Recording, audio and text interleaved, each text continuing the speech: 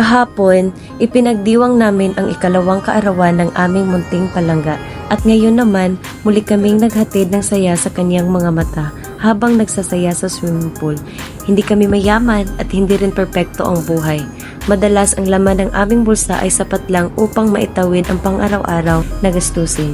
Ngunit sa kabila ng lahat, bilang mga magulang, nararamdaman namin ang matinding pagnanais na ibigay ang lahat ng makakaya namin para makita lang ang kasiyahan sa mga mata ng aming anak. Kahit pa ang aming pinansyal na estado ay hindi kasing taas ng iba, naniniwala kami na hindi kailangan ng kayamanan upang maiparamdam sa isang anak ang tunay na pagmamahal. Sa bawat pagkakataon na kasama namin siya, nadarama namin na ang bawat halakak at ngiti na naipinta sa kanyang mukha ay isang walang katumbas na gantimpala. Ang bawat tawa, bawat kislap ng kanyang mga mata habang lumulundag sa tubig ay parang musika sa aming mga puso. Hindi kailanman nasusukat ang pagmamahal sa dami ng perang na itatabi o sa mga mamahaling laruan na naibibigay, kundi sa mga alaalang nililikha natin para sa kanila. Mga alaalang magpapainit sa kanilang puso hanggang sa sila'y lumaki. Kahit gaano pa kasimple ang selebrasyon, basta't kasama ang ating pagmamahal at presensya, ito'y nagiging espesyal. Para sa mga magulang na katulad ko, nais kong iparating na hindi kailangang maging marangya o puno ng material na bagay ang buhay upang maging masaya ang ating mga anak.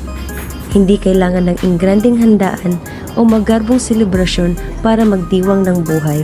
Ang tunay na ligaya ay matatagpuan sa mga yakap, sa mga oras na ginugugol natin kasama sila, at sa mga simpleng aktibidad na puno ng tawanan at pagmamahal.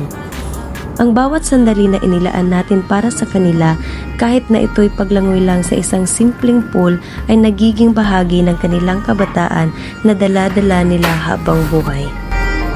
Alam nating lahat na bilang mga magulang, may mga araw na tila kinakapos tayo, na tila ang mga pangarap natin para sa kanila ay mas malaki kaysa sa kakayahan nating magbigay. Ngunit huwag tayong panghinaan ng loob. Ang tunay na kayamanan ay hindi nakikita sa dami ng pera o ari-arian, kundi sa buong pusong nagmamahal at nag-aalaga. Kahit pa anong hirap o sakripisyo, ipaparamdam natin sa ating mga anak na sapat na sila at karapat-dapat sa pagmamahal at saya. Dahil sa bawat kislap ng kanilang mata, sa bawat saya na naibibigay natin, tayo rin ay nagiging mayaman sa pagmamahal at kasiyahan. Kaya't sa bawat munting pagkakataon, gawin natin ang lahat para ipakita sa ating mga anak na kahit ano pa ang estado natin sa buhay, nandyan tayo para sa kanila. Ang oras na ginugugol natin sa kanila ay walang kapalit. Hindi man magarbo, hindi man marangya, ngunit puno ng init ng pagmamahal at yakap ng pamilya. Iyan ang tunay na regalo na walang katumbas na halaga.